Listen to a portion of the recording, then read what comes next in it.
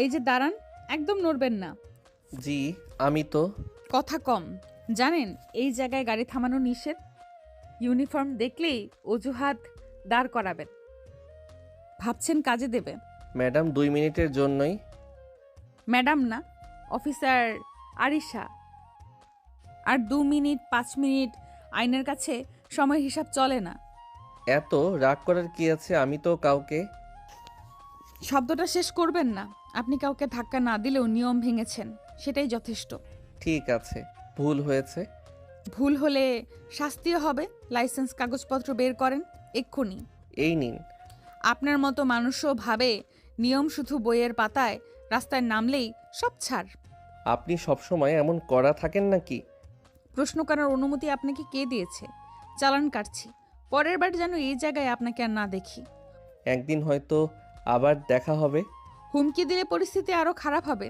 চলে যান এক্ষুনি। চালানের কাগজটা হাতে নিয়ে ঈশান যখন ঘুরে দাঁড়াতে যায়, ঠিক তখনই হঠাৎ থেমে যায়। চোখে মুখে কোনো ভয় নেই, বরং অদ্ভুত এক আত্মবিশ্বাস। যেন এই রাগী পুলিশ অফিসারের সামনে দাঁড়িয়ে সে কোনো অপরাধী না, বরং কোনো অসমাপ্ত গল্পের নায়ক। ঈশান হালকা হাসি দিয়ে বলে, আমাদের তো বারবার দেখা হবে ম্যাডাম, আপনি চাইলেও আটকাতে পারবেন না। কথাটা শোনা মাত্র আরিশা ঘুরে তাকায়। চোখ দুটো সরু হয়ে আসে, রাগে না বরং সন্দেহে।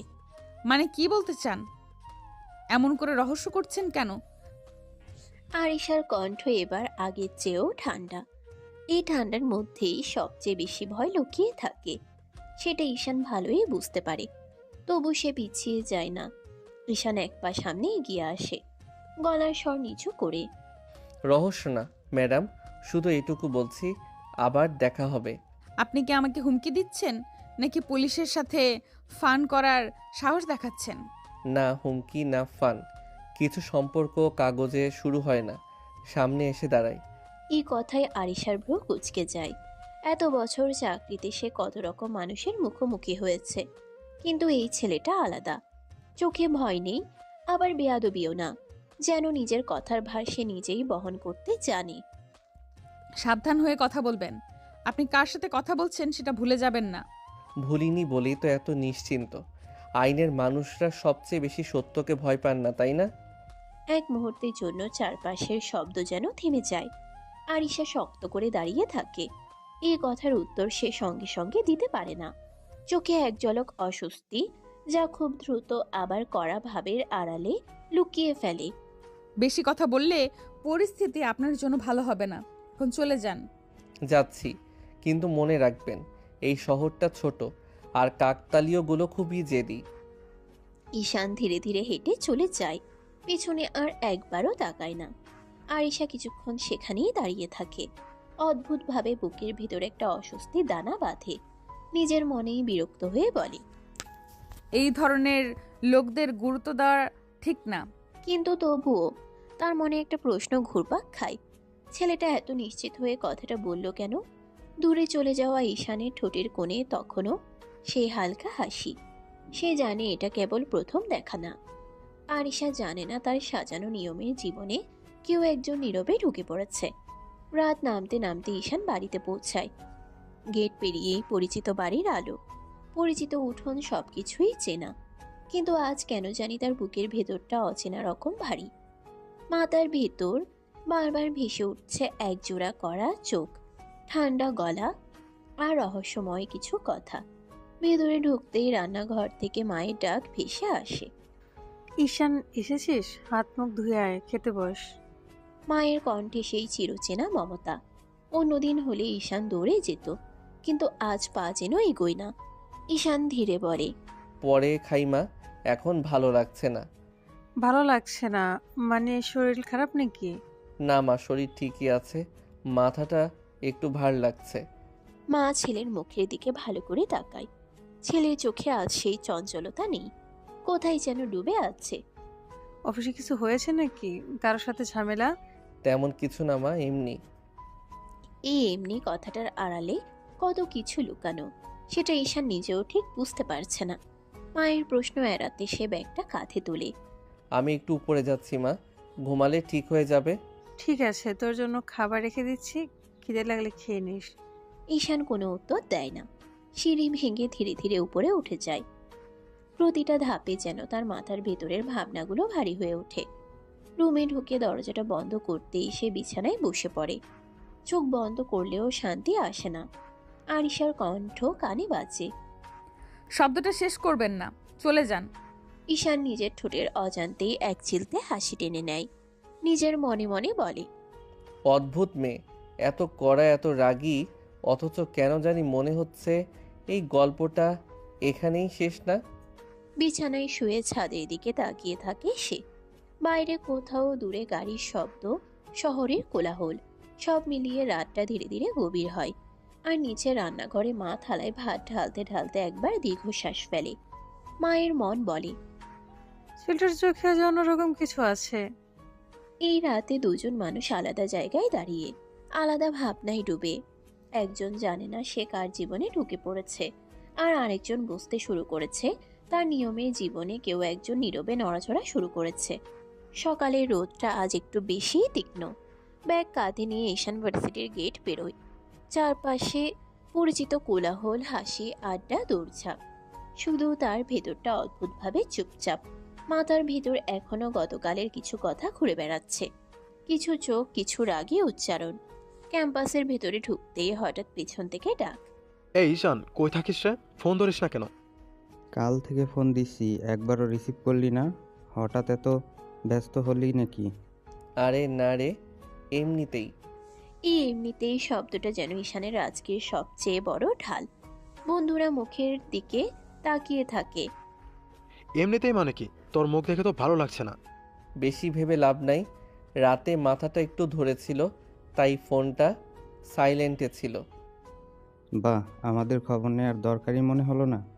ঠিক আছে, মেনে নিলাম। তিনজন একসাথে হাঁটতে হাঁটতে ক্লাসরুমের দিকে যায়। চারপাশে পরিচিত করিডোর, দেয়ালে নোটিশ বোর্ড, দূরে ক্যান্টিনের গন্ধ, সবই চেনা। তবু ঈশানের কাছে আজ সবকিছু একটু দূরের মনে হচ্ছে। ক্লাসের সামনে দাঁড়িয়ে বন্ধু এক আবার বলে, শোন, আজ স্যারের ক্লাসে ঢুকবি তো? কালকে টপিকটা বুঝিস নাই? ঢুকবো না কেন? আজ তো প্রেজেন্টেশন নিয়েই পড়াবে। আরে হ্যাঁ, লাস্ট সেমিস্টারের সেই থিওরি যেটা কেউ ঠিকমতো বোঝে না। ঈশান এবার একটু সিরিয়াস হয়। চোখে সেই চঞ্চলতা ফিরে, যেটা পড়াশোনার সময় ওর আলাদা পরিচয়। ওইটা কঠিন কিছু না, বেসিকটা ক্লিয়ার থাকলে সব সহজ। তাহলে তুই আমাদের উদ্ধার করবি। আজ ক্লাসে এসে সব বুঝিয়ে দিবি। ঠিক আছে, ক্যান্টিনে বসেই বুঝিয়ে দেব। বন্ধুরা হাসতে হাসতে ক্লাসে ঢুকে যায়। বেঞ্চে বসে ঈশান খাতা খুলে বোর্ডের দিকে তাকালেও মনটা পুরোপুরি সেখানে নেই। হঠাৎ করে কলম থেমে যায়। চোখের সামনে ভেসে উঠে কড়া দৃষ্টি, ঠান্ডা গলা। আপনি কার সাথে কথা বলছেন সেটা ভুলে যাবেন না। এই কি হলো, হঠাৎ চুপ কেন? কিছু না, স্যার আসছে, চুপ কর। ক্লাস শুরু হয়। বোর্ডে লেখা স্যারের ব্যাখ্যা সবই বলছে। বোর্ডে লেখা স্যারের ব্যাখ্যা সবই চলছে। ঈশান নোট নেয়, প্রশ্নের উত্তর দেয়। বাইরে থেকে দেখলে কেউ বুঝতেই পারবে না তার ভেতরে অন্য এক অদৃশ্য অস্থিরতা কাজ করছে। ক্লাস শেষে বন্ধুরা আবার ঘিরে ধরে। মানতেই হবে, আজ তুই একদম ফর্মে ছিলি। ওই লাস্ট প্রশ্নটার উত্তর না দিলে তো আমি শেষ। পড়াশোনা বাদ দিলে চলবে নাকি? ডিগ্রি তো আর রাস্তায় পাওয়া যায় না। ঠিকই বলেছিস, চল ক্যান্টিনে যাই, আজকের টপিকটা বুঝিয়ে দে। তারা ক্যান্টিনের দিকে হাঁটে। ঈশান হাঁটতে হাঁটতে ভাবে জীবনটা কত সহজ ছিল এতদিন। ক্লাস, বন্ধু, পড়াশোনা, এই গণ্ডির ভেতরেই সব। কিন্তু কেন জানি মনে হচ্ছে কোথাও থেকে কেউ একজন এসে এই গণ্ডির বাইরে টান দিচ্ছে। আর সেই টানটা অদ্ভুতভাবে সে নিজেও এড়াতে চাইছে না। ক্যান্টিনের এক কোণে তিনজন বসে। টেবিল জুড়ে খাতা, কলম আর আধ খাওয়া নাস্তা। চারপাশে আড্ডার শব্দ, চায়ের কাপের টুংটাং, সব মিলিয়ে ক্যাম্পাসের চেনা দৃশ্য। মাঝখানে বসে ঈশান বোঝাতে বোঝাতে বোর্ডের মতো খাতায় রেখা টানে। দেখ, এই অংশটা যদি আগে ধরিস তাহলে পরের ফর্মুলাটা এমনিতেই মিলবে। আচ্ছা, এখন বুঝছি, আগে মাথার উপর দিয়ে যেত সব। ঈশান ধৈর্য ধরে আবার বুঝিয়ে দেয়। কথার ভঙ্গিতে কোনো বিরক্তি নেই, বরং চোখে এক ধরনের স্থিরতা। হঠাৎ বন্ধু দুই ঈশানের দিকে তাকিয়ে হেসে বলে, একটা কথা বলি, রাগ করবি না কিন্তু। বল। কিরে, তুই তো 1 বছর আগেও পড়াশোনায় মন দিয়ে করতিস না? ক্লাসে ফাঁকি দিতি, আড্ডা, এই ছিল তোর লাইফ। হঠাৎ কি এমন দেখলি যে একদম বদলে গেছিস? কথাটা শুনে ঈশানের হাতের কলম থেমে যায়। সে কয়েক সেকেন্ড চুপ থাকে, চোখ নামিয়ে খাতার পাতায় তাকায়, যেন ভেতরের কথাগুলো গুছিয়ে নিচ্ছে। তারপর ধীরে ধীরে মাথা তুলে বলে, মানুষের একটা সময় আসে যখন সে বুঝতে শেখে সবকিছু হালকাভাবে নিলে জীবন হালকা থাকে না। বাহ, আজকাল দার্শনিক হয়ে যাচ্ছিস দেখছি। দার্শনিক না, বাস্তববাদী। চারপাশের শব্দ যেন একটু দূরে সরে যায়। ঈশানের কণ্ঠে এবার এক ধরনের দৃঢ়তা। জীবনের লক্ষ্যে পৌঁছাতে পড়াশোনা সবার আগে। আমি বুঝে গেছি শর্টকাটে খুব দূরে যাওয়া যায় না, তাই আমি সেই পথটাই বেছে নিয়েছি। হঠাৎ এত বড় সিদ্ধান্তের পেছনে কোনো কারণ আছে নাকি? এক মুহূর্তের জন্য ঈশানের চোখে ভেসে ওঠে কিছু তিক্ত অতীত। ঈশানের গলা ধরে আসে। সে দ্রুতই নিজেকে সামলে নেয়। কারণ থাকতেই পারে, কিন্তু সব কারণ সবাইকেই বলতে নেই। যাই হোক, ভালো দিকেই তো যাচ্ছিস, আমাদেরও একটু টেনে তুলিস। সেটাই তো করছি। একসাথে থাকলে এগোনো সহজ হয়। তিনজন আবার পড়ায় মন দেয়। ঈশান বুঝাতে থাকে, বন্ধুরা মন দিয়ে শোনে। বাইরে থেকে দেখলে মনে হবে এটা নিছকই একদল ছাত্রের পড়াশোনা, কিন্তু ঈশানের ভেতরে তখন অন্য এক দৃশ্য। নিজের মনে এসে বলে, লক্ষ্য ঠিক না করলে কারোর সামনে দাঁড়ানো যায় না। বিকেলের আড্ডা শেষে ঈশান ভার্সিটির গেট পেরিয়ে বের হয়। চারপাশে ছাত্রছাত্রীদের ভিড়, গাড়ির শব্দ, পরিচিত কোলাহল। সে একটু সামনে এগিয়েই হঠাৎ থেমে যায়। সামনের রাস্তায় উত্তেজনা। দুজন কনস্টেবল এক লোককে ধরে রেখেছে। লোকটা চেঁচাচ্ছে, হাত ছাড়ানোর চেষ্টা করছে। আর ঠিক মাঝখানে কড়া ভঙ্গিতে দাঁড়িয়ে আছে আরিশা। চোখে সেই চেনা আগুন, কণ্ঠে কোনো নরম ভাব নেই। চুপ করুন, আর একবার নড়াচড়া করলে অবস্থা খারাপ হবে। আসামিটা মরিয়া হয়ে হাত ছাড়াতে চাইছে। আরিশা এক ঝটকায় তার কলার চেপে ধরে। কতদার পাওয়ার আছে নাকি? এত জোর দেখাচ্ছেন কেন? এই কথাটা শোনা মাত্র ঈশানের ভেতরে কেমন যেন একটা অদ্ভুত সাহস জেগে ওঠে। সে আর দূরে দাঁড়িয়ে থাকে না, ধীরে ধীরে কাছে এসে বলে, বাবা মেয়ে হয়েও এত জোর হাতটা ধরেন, একটু হালকা করলে কি হয়? আরিশা চমকে তাকায়। চোখের সামনে ঈশান। এক মুহূর্ত চিনতে দেরি হয় না, ভ্রু দুটো আরো শক্ত হয়ে যায়। একটা খেয়ে দেখুন মিস্টার, কেমন লাগে। মার নয়, আদর পেতে চাই। কনস্টেবল দুজন পর্যন্ত একবার করে তাকায়। আরিশার চোখের রাগ মুহূর্তে দ্বিগুণ হয়। পুলিশের সাথে ফ্লার্ট, জেলে ভরে দেব কিন্তু। তাহলে তো দেখা আরো নিয়মিত হবে। আপনার কথাই তো ঠিক হলো। বেশি বুদ্ধি দেখাবেন না, আমি ডিউটিতে আছি। জানি, আপনাকে ডিউটিতেই সবচেয়ে ভয়ঙ্কর লাগে। এক সেকেন্ডের জন্য দুজনের চোখে চোখ, চারপাশের শব্দ যেন মিলিয়ে যায়। তারপর আরিশা নিজেকে শক্ত করে নেয়। কনস্টেবল, আসামিকে গাড়িতে তুলুন। আসামিকে তুলে নেওয়া হয়। গাড়ি এগিয়ে যায়। আরিশা ঘুরে আবার ঈশানের দিকে তাকায়। আপনি এখান থেকে যান, নইলে সত্যিই ঝামেলায় পড়বেন। ঝামেলাই তো খুঁজছি, বলে বারবার আপনার সামনে পড়ছি কেন? আরিশা আর এক মুহূর্তও দাঁড়ায় না, কড়া পায়ে হেঁটে চলে যায়। ইউনিফর্মের ভেতরেও তার রাগ স্পষ্ট। ঈশান পেছনে দাঁড়িয়ে তাকিয়ে থাকে। ঠোঁটের কোণে ধীরে একটা হাসি ফুটে ওঠে। আরিশা দ্রুত পায়ে হাঁটছে। ডিউটির রেশ এখনো শরীরে, চোখে সেই চেনা করা ভাব। হঠাৎ পেছন থেকে দৌড়ে আসার শব্দ। এই যে, দাঁড়ান। আরিশা থামে না। ঈশান আরো কাছে এসে হাঁটতে হাঁটতেই বলে, বাইরে তো এত রাগী, ভিতরে কেমন আপনি? এই কথায় আরিশা হঠাৎ থেমে যায়। ধীরে ঘুরে তাকায়, চোখে আগুনের ঝিলিক। ভেতরে খাবার, আপনি নিয়ে কি করবেন? জানার ইচ্ছে আছে বলেই তো মানুষ বাইরে একরকম ভিতরে আরেক রকম হয়। আরিশা ঠোঁট চেপে ধরে। এই ছেলেটা সীমা বোঝে না, নাকি বুঝেও ভাঙছে তা সে ধরতে পারছে না। বেশি ব্যক্তিগত প্রশ্ন করছেন, এটা ভালো লক্ষণ না। আচ্ছা, ব্যক্তিগতই যদি বলি, স্বামীকে খুব আদর করেন? আপনাকে বলবো কেন? আপনি কে আমার?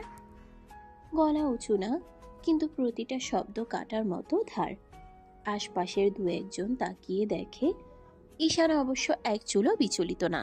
ঠিকই তো, আমি তো এখনো কেউ না, তবু জানার ইচ্ছে আছে। কোন সাহসে পুলিশ অফিসারের ব্যক্তিগত জীবন নিয়ে কথা বলেন? সাহস না, কৌতূহল। বাইরে এত কঠিন, ভিতরে কি একটু নরম না? এই প্রশ্নে আরিশা চুপ করে যায়। এক সেকেন্ডের জন্য তার চোখে একটা অদ্ভুত ছায়া খেলে যায়। খুব দ্রুত আবার কড়া ভাব ফিরে আসে। আপনার কৌতূহল ভুল জায়গায় যাচ্ছে, এই রাস্তা ছেড়ে দিন। রাস্তা তো ছেড়ে দেব, কিন্তু প্রশ্নটা রেখে যাব। আর একবার এমন কথা বললে আইনের ভাষায় উত্তর দেব। সেটাও মেনে নেব, কিন্তু একদিন আপনি নিজেই উত্তর দেবেন। আরিশা আর কথা বাড়ায় না, সোজা সামনে হাঁটতে শুরু করে। পিছনে আর তাকায় না। ঈশান দাঁড়িয়ে থাকে। তার চোখে আজ আর দুষ্টুমি না, বরং এক ধরনের স্থির সিদ্ধান্ত। নিজের মনে বলে, বাইরে যতই কঠিন হোক, ভিতরে কিছু না থাকলে মানুষ এমন চোখে তাকায় না। বিকেল নামতে নামতেই ক্যাম্পাসের ক্যান্টিনে ঈশান বন্ধুদের সাথে বসে আড্ডা দিচ্ছে। টেবিল জুড়ে খাতা কলম আর কয়েকটা চায়ের কাপ। চারপাশে শিক্ষার্থীদের হট্টগোল, বাতাসে রোদ আর হালকা কোলাহল মিশে আছে। হঠাৎ দূরের রাস্তা দিয়ে দেখা যায় আরিশা ডিউটিতে এসেছে। সোজা পায়ে এগোচ্ছেন, চোখে আগুন, কাঁধে ইউনিফর্মের স্ট্র্যাপ ঠিকভাবে বাঁধা। ঈশান লক্ষ্য করলেও একদম পাত্তা দেয় না। ঠোঁটের কোণে হালকা হাসি টেনে শুধু বন্ধুর দিকে তাকিয়ে বলে, চলো গল্প করি, আজ ক্লাস কেমন গেল? ভাই, লেডি পুলিশ তো জোস। বাহ, ওর ডিউটি দেখে মনে হলো আমাদের মতো ছেলেরা ছোটখাটো। হাহা, জোস বলছিস? ঠিক আছে, মানছি। বন্ধুরা হেসে চায়ের কাপের দিকে তাকিয়ে ঈশান নিজের চোখে দেখে আরিশ একটু দূরে দাঁড়িয়ে চারপাশ নজর রাখছে। ভিতরে রাগ, বাহিরে কর্তৃত্ব। সেই মিলনই তার চোখে আজও অদ্ভুতভাবে আকর্ষণীয়। ভাই, ওর চোখে আগুন, বডি ল্যাঙ্গুয়েজ সব মিলিয়ে ফাটাফাটি। তুই বলতি না এই শহরে সব পুলিশ এত রাগী হয়? সবাই না, কিছু মানুষ আছে যারা ইউনিফর্মের ভেতরেও আগুন লুকিয়ে রাখে। আরিশা এবার পাশের টেবিলের দিকে তাকায়, চুপচাপ। ঈশান চোখ ফেরায় না। কিছুক্ষণ তারা একে অপরকে মাত্র নজরে ধরেই যায়। ভাই দেখেছিস, ও হেঁটে চলে গেল। এই শহরের সব লেডি পুলিশও যদি এমন হয়। হ্যাঁ, কিন্তু দেখো, কিছু মানুষ শুধু পেশাই কঠিন, ভিতরে অন্য কেউ থাকতে পারে, সেটা খুঁজে বের করতে হয়। বন্ধুরা কিছু বলতে পারল না। আরিশা চলে গেলেও তার উপস্থিতি পুরো ক্যান্টিনে একটা অদ্ভুত ছাপ রেখে গেল। ঈশান আবার চায়ের কাপ হাতে নিয়ে ধীরে হাসে। নিজেই মনে মনে বলে, রাগী ম্যাডাম, তুমি যতই বাইরে কঠোর হও, কি আমি একদিন দেখতে চাই। ক্যান্টিনের বিকেলটা ধীরে ধীরে গড়িয়ে যায়। বন্ধুরা আড্ডায় ব্যস্ত, কিন্তু ঈশানের মন সবসময় সেখানে। আরিশার চোখ, তার আগুন, তার শক্তি। রাত নামে। ঈশানের বাড়িতে ডাইনিং টেবিল সাজানো, হালকা আলো, ধোঁয়া ওঠা ভাতের গন্ধ আর ভাজে ডাল, সব মিলিয়ে পরিচিত পারিবারিক দৃশ্য। ঈশান খাবারের পাত্র হাতে টেবিলের দিকে বসে। মা একটু হাসি দিয়ে সালাদ সাজাচ্ছেন।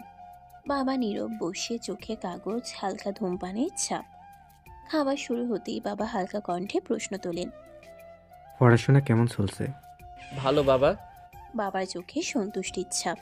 তবে সে জানে শুধু পড়াশোনা যথেষ্ট নয়। বাবা একটু কড়া ভঙ্গিতে যোগ করেন, এবার দায়িত্ব নিতে শেখো, কয়দিন পরে বউ করে আসবে। ঈশানের ভেতরে এক অদ্ভুত উত্তেজনা জেগে ওঠে। বাবা শুধু ভবিষ্যতের জন্য আগ্রহী, কিন্তু ঈশান জানে এই দায়িত্ব মানে শুধু পড়াশোনা বা কাজ নয়, একটা নতুন জীবন। সব করব বাবা। হ্যাঁ ঈশান, কিন্তু মনে রেখো, দায়িত্ব মানে শুধু কঠিন কাজ নয়, ভালোবেসেও শিখতে হয়। এটা মানুষকে বুঝতে হবে, সময় দিতে হবে। হ্যাঁ মা, মনে রাখবো। মায়ের কথা ঈশানের চোখে অদ্ভুত দৃঢ়তা ফুটে ওঠে। সে জানে ভবিষ্যতের প্রতিটা পদক্ষেপই এখন গুরুত্বপূর্ণ। পড়াশোনার দায়িত্ব, সম্পর্ক, সব মিলিয়ে সে নতুন এক অধ্যায়ের দিকে এগোচ্ছে। ঠিক আছে, খেয়ে নাও, পড়াশোনা সামলাতে হবে তো। সামলে নিব বাবা। রাতে খাবারের আড্ডা শেষ হয়। ঈশান নিজের ঘরে উঠে বসে। চোখ বন্ধ করেও ভাবনা থামে না। রাত গভীর, ঘরের আলো ম্লান, শুধু টেবিল ল্যাম্প চলছে। ঈশান বই খুলে কিছুক্ষণ পড়েছে, কিন্তু মন আর চোখ কোথাও ধরে না। হঠাৎ মোবাইল ফোনের স্ক্রিন জ্বলজ্বল করে। নামটা দেখে হালকা হাসি ফোটে তার ঠোঁটে। হ্যালো ভাই। ঈশান, কেমন আছিস? ঠিক আছি, তুমি কেমন? ভালো। জানিস জিশানের জন্মদিন কাল? হ্যাঁ, কি প্ল্যান করছিস? সারপ্রাইজ পার্টি দিব, তুই আসবি তো? সব আয়োজন আমরা আগে থেকেই ঠিক করেছি। ঈশানের চোখে আনন্দের ঝিলিক। দীর্ঘদিন বন্ধুরা মিলে হেসে খেলে গল্প করে, এমন মুহূর্তগুলোই সব থেকে মধুর। ভালোই হলো। ঠিক আছে, আমি আসছি। পারফেক্ট, সকলে অপেক্ষা করছে। খাবার, গান, সাজসজ্জা সব মিলিয়ে আমরা বানাবো দারুণ কিছু। জানি আমি সময় মতো চলে আসব। জানি আমি ঠিক সময় মতো চলে আসব। বন্ধুরা, হাসি, গান, আনন্দ, কিছুক্ষণের জন্য সব কঠিন চিন্তা দূরে সরিয়ে রাখার সব সময়। ঘড়ির কাঁটা এগোচ্ছে, রাতের নীরবতা ভাঙছে না। ঈশান বইটি বন্ধ করে নিজের বিছানায় শুয়ে থাকে। মনে বারবার বাজছে কাল জিসানের জন্মদিন, সারপ্রাইজ, বন্ধুত্ব, আনন্দ আর এক নতুন গল্প শুরু হতে যাচ্ছে। রাত গভীর, চাঁদ হালকা আলো ছড়িয়ে দিয়েছে মাঠের উপর। ঘাসে শিশির ঝরছে, বাতাসে ঘ্রাণ মিশেছে ফুলের এবং কুড়ির। ঈশান এবং তার কয়েকজন বন্ধু ছোট্ট মাঠের মধ্যে এক কোণে বসে আছে। হাতে লাইট, ব্যাগে কেক, সজ্জার জন্য রঙিন ব্যানার, সব প্রস্তুত। ঠিক আছে সবাই, সব ঠিকঠাক আছে তো? হ্যাঁ ভাই, সব ঠিক। জিসান কখন আসবে সেটা তো আমরা টাইমিং ঠিক করেছি। আর আমিও খুশি হচ্ছি ওর মুখ দেখার জন্য। আজকের সারপ্রাইজে ওর রিয়াকশন প্রাইসলেস হবে। ঈশান ধীরে ধীরে ঘুরে চারপাশ দেখে। মাঠটা শান্ত, শুধু এই রাতের কোলাহল আর দূরে কিছু কাটার মতো গাছের ছায়া। এই শান্তি যেন আরো আগ্রহ বাড়াচ্ছে। ঠিক আছে, সবাই চুপচাপ থাকো। চোখ বেঁধে আমরা সরাসরি পার্টি দিব। চোখ বেঁধে? ও, কেমন মজা হবে? ঠিক তাই। ওর সামনে বসে হঠাৎ সব খুলে দেব। দেখবে কিভাবে সব আয়োজন করেছি। মুহূর্তে সবাই প্রস্তুত। ব্যানার টাঙানো, লাইট জ্বালানো, কেক টেবিলে সাজানো। ঈশানের চোখে ছোট্ট হাসি। চারপাশের অন্ধকার যেন উজ্জ্বল হয়ে উঠছে এক নতুন আনন্দের জন্য। দূরে জিসানকে দেখে ওরা গিয়ে চোখ বেঁধে দিল। জিসান ধীরে ধীরে হাসে। সে কোনো কিছু বুঝতে পারছে না। ঈশানের বন্ধুরা তাকে ধরে নিয়ে মাঠের ঠিক মাঝখানে বসায়। কোথায় আনলি রে? কি হলো ভাই? চুপ, চোখ বেঁধে রেখো, আরেক সেকেন্ড ধৈর্য ধরো। মুহূর্তটি উত্তেজনায় ভরে যায়। সব বন্ধু নিজ নিজ অবস্থান নিলে ঈশানের কণ্ঠ নরম কিন্তু ধৈর্যপূর্ণ। এবার চোখ খুলো। জিসান চোখ খুলে। চোখের সামনে সব সাজানো ব্যানার, লাইট জ্বলছে, কেক সাজানো, বন্ধুরা হাসছে। মুখে চমকের এক মিশ্র রিয়াকশন, হাসি, বিস্ময়, আনন্দ। বাহ, এটা কি হলো? সবাই ধন্যবাদ। ওরে বাবা! সারপ্রাইজ আজকের রাত শুধু তোমার জন্য জিসান। জিসান দৌড়ে গিয়ে ঈশানের কাঁধে হাত রাখে। বন্ধুরা একসাথে হেসে ওঠে। মাঠে আলো, হাসি, কেকের ঘ্রাণ, সব মিলিয়ে এক অসাধারণ মুহূর্ত। এই তো আমি সবসময় চেয়েছি একটি সত্যিকারের সারপ্রাইজ। খুশি হয়েছিস তো? অনেক ভাই। জিসানের জন্মদিনের পার্টি শেষ।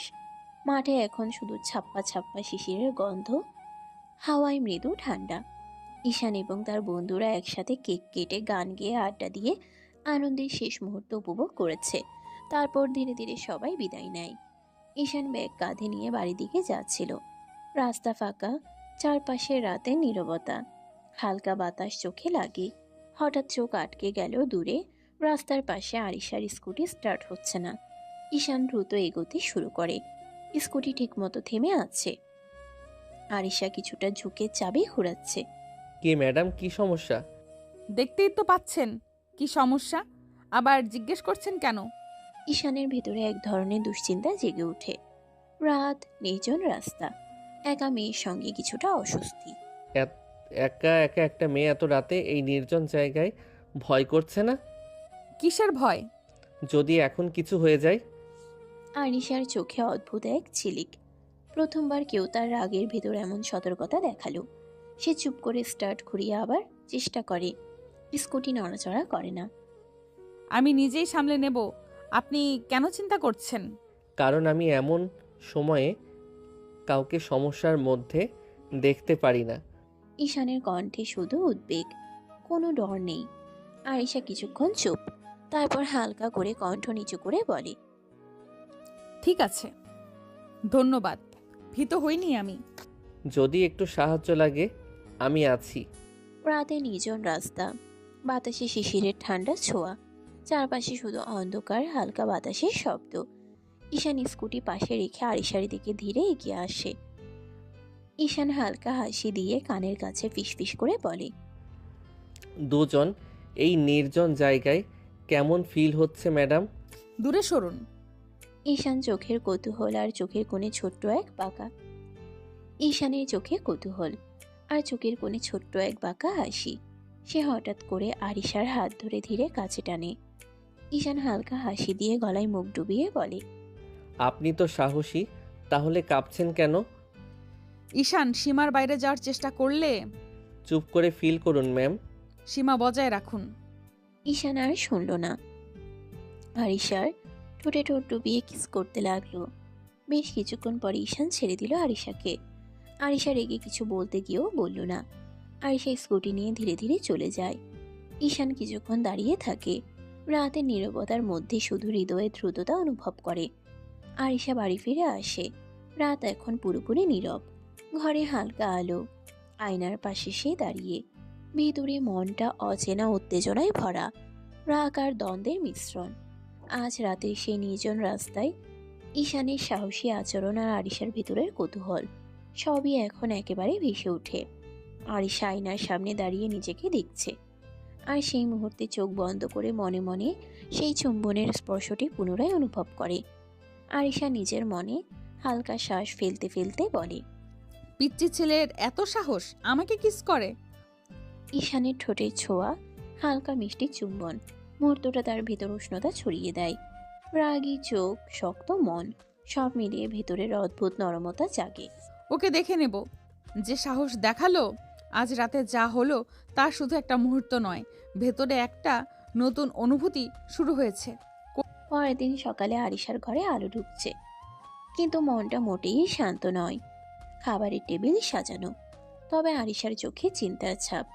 হঠাৎ বাবা মুখে কড়া ভাব নিয়ে প্রশ্ন তোলেন, তুমি কি ও বাড়ি যাবে না? কোন বাড়ি? তা তুমি ভালো করে জানো। আমার কোনো ইচ্ছে নেই যাওয়ার। কেন যাবে না তুমি? তুমি ভালোই জানো কেন। মেজাজটা গরম। ঘরের মধ্যে একটা চাপ অনুভূত হচ্ছে। আরিশা জানে কথা বেশি বললে কেবল পরিস্থিতি খারাপ হবে। সে চুপচাপ টেবিলের দিকে তাকায়, হাতে চা নেয়। হ্যাঁ মা। খাবার শেষ করে আরিশা সোজা ডিউটির ইউনিফর্ম পরে বের হয়। বাবা মায়ের চোখে অদ্ভুত চিন্তা, আর আরিশার মনে এক ধরনের চরম দৃঢ়তা। সকালে ডিউটি শুরু হয়ে গেছে। আরিশা ইউনিফর্মে, পায়ে জুতা ঠিকমতো বাঁধা, চোখে আগুন, মনটা এখনো ভরা বাবার কথার খ্যাপা রাগ। সে নিজের ভেতরের উত্তেজনা সামলাতে চেষ্টা করছে, কিন্তু প্রতিটা পদক্ষেপে মনে হচ্ছে সেই কথাগুলো ফিরে ফিরে আসে। হঠাৎ পা মচকে যায়। আরিশা ভারসাম্য হারাতে বসে। মুহূর্তেই পাশ থেকে একটি শক্ত হাত তাকে ধরে ধরে রাখে। সাবধানে ম্যাডাম। আপনি এখানে কেন? এখান দিয়ে যাচ্ছিলাম। আমাকে ফলো করছেন? চাইলে করতে পারি। হর। কি বলছেন এইসব? না ম্যাডাম, আমি শুধু নিশ্চিত হতে চাচ্ছি আপনি ঠিক আছেন। ঠিক আছি, আপনি এক্ষুনি চলে যান। অন্য সময় ফলো করার সাহস দেখাবেন না। ঈশান একটু হেসে ধীরে দূরে সরে যায়। আরিশা আবার নিজের ভিতরের উত্তেজনা সামলাতে থাকে। ঈশান একটু দূরে গিয়ে দাঁড়ায়। চোখে সেই দুষ্টু ঝিলিক, ঠোঁটের কোণে বাঁকা হাসি। হঠাৎ আকাশের দিকে আঙ্গুল ছুঁয়ে আরিশার দিকে একটা ফ্লাইং কিস ছুড়ে দেয়। আরিশার রক্তচাপ যেন এক লাফে বেড়ে যায়। চোখ লাল, কণ্ঠ কঠিন। আর 1 সেকেন্ডও দাঁড়ালে জেলে ভরে দেব, বুঝলেন? জেলে? তাহলে মনের জেলেই ভরেন ম্যাডাম। বাইরে থাকলে তো আপনাকে দেখে অপরাধ করে ফেলি। বেশি চালাকির চেষ্টা করবেন না। আমি পুলিশ, মজা করছি না। জানি, তাই তো বলছি আপনার মনের জেলে থাকলেই শান্তি। আরিশা কিছু বলার আগে ঈশান ঘুরে হাঁটতে শুরু করে। 2-1 কদম গিয়ে আবার থামে, কাঁধের উপর দিয়ে তাকায়। ম্যাডাম, রাগ করলে আপনাকে আরো হট লাগে। আপনাকে একদিন সত্যি সত্যি হাত করা পরাবো। সেদিনটার অপেক্ষাতেই তো আছি। ঈশান চলে যায়। আরিশা কিছুক্ষণ দাঁড়িয়ে থাকে। চারপাশে ডিউটির কোলাহল, কিন্তু তার ভেতরে অদ্ভুত এক অস্থিরতা। রাগে দাঁত চেপে ধরে সে ফিসফিস করে বলে, এই ছেলেটা আমার মাথা গরম করতেই জন্মেছে। তবুও অজান্তেই তার চোখের কোণে এক মুহূর্তের জন্য অন্যরকম এক ঝাঁকুনি খেলে যায়, যেটা সে কোনোভাবেই স্বীকার করতে চায় না। কয়েকদিন পরে সকালে ঘরের মধ্যে চায়ের কাপে হালকা ধোয়া, কিন্তু আরিশার মন আজও পূর্ণ এক চিন্তায়। হঠাৎ বাবা মুখে সতর্ক ভঙ্গি নিয়ে বলে, তোমার আজাদ আঙ্কেলের বাড়িতে দাওয়াত আছে, চলো যেতে হবে। আমার ডিউটি আছে, তোমরা যাও।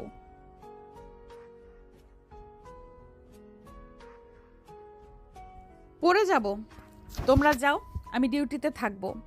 বাবা মা একে অপরের দিকে চেয়ে দেখেন। কিছুক্ষণ চুপচাপ থাকা, তারপর বাবা নিঃশ্বাস ফেলে হালকা মাথা নাড়ে। ঠিক আছে, তবে খেয়াল রেখো, যদি কোনো সমস্যা হয় ফোন দেবে। হ্যাঁ বাবা। দুপুরে মা বাবা বাড়ি থেকে বেরিয়ে যায়। আরিশা তাদের পেছনে তাকায় না, ডিউটির ইউনিফর্ম ঠিক করে, হালকা নিঃশ্বাস ফেলে। আজও তার দিন ভরে আছে রাগ, কাজের চাপ আর ঈশানের স্মৃতি নিয়ে। দূরে বাবার গাড়ি চলে যাচ্ছে। আরিশা একা ডিউটিতে রাস্তায় হাঁটছে। চারপাশ নীরব, বাতাসে শিশিরের ঠান্ডা।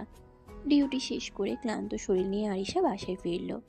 দরজা বন্ধ হতেই যেন চারপাশের শব্দ হঠাৎ থেমে গেল।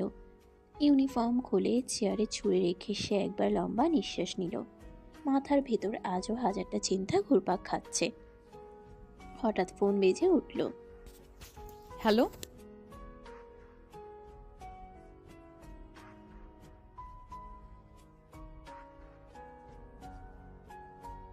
কেন পারবো না? আমি কি ছোট বাচ্চা নাকি?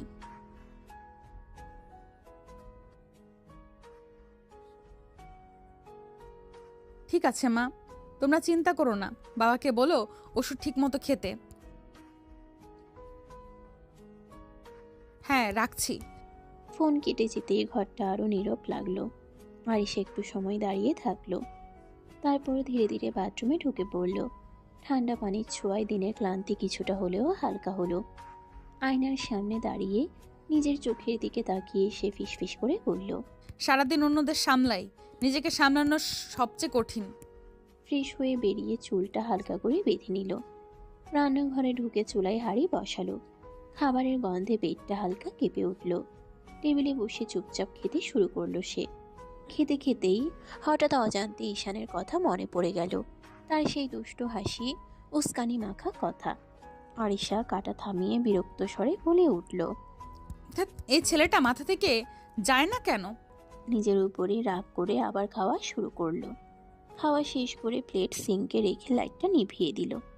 ঘরের এক কোণে দাঁড়িয়ে জানালার বাইরে তাকালো। শহরের আলো, দূরের গাড়ির শব্দ, সব মিলিয়ে রাতটা অদ্ভুত রকম ভারী। ঘরের আলো নিভিয়ে বিছানায় শুয়ে পড়ে আরিশা। চোখ বন্ধ করলেও ঘুম আসে না। মাথার ভিতরে ঘুরতে থাকে একটাই কথা, চাকরি, দায়িত্ব, ইউনিফর্ম। নিজের ইচ্ছে, নিজের চাওয়াগুলো যেন ধীরে ধীরে কোথাও হারিয়ে যাচ্ছে। আরিশা হালকা দীর্ঘশ্বাস ফেলে উঠে বসে। সবকিছু কি শুধু ডিউটি আর দায়িত্বেই শেষ হয়ে যাবে? হঠাৎ সে আলমারির দিকে তাকায়। অনেকদিন না ছোঁয়া এক কোণে ভাঁজ করা একটা শাড়ি হাত বাড়িয়ে বের করে আনে। নরম কাপড়টা আঙ্গুলে ছুঁতেই মনটা অদ্ভুতভাবে নরম হয়ে আসে। কিছুক্ষণ পর শাড়ি পরে চুলটা হালকা করে ছেড়ে সামান্য কাজল আর লিপস্টিক, খুব বেশি সাজ নয়, তবু আয়নায় তাকিয়ে নিজেকে একটু অন্যরকম লাগে। আরিশা আয়নার সামনে দাঁড়িয়ে মৃদু হেসে বলে, বাবা, একদম বউ লাগছে। বউই তো। কে? দৃষ্টি গিয়ে আটকে যায় ব্যালকনির দিকে।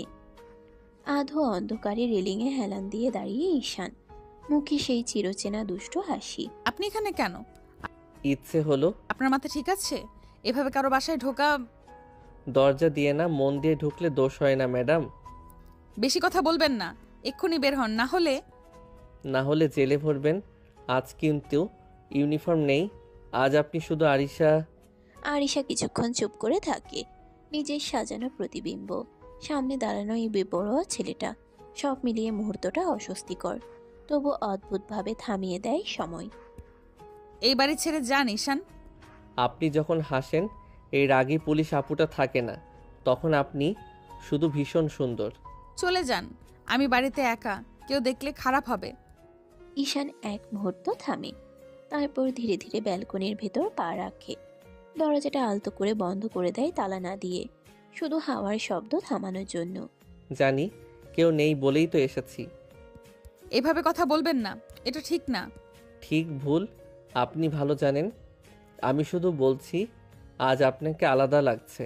বেশি বাড়বেন না। ঠিক তখনই ঈশান থেমে যায়।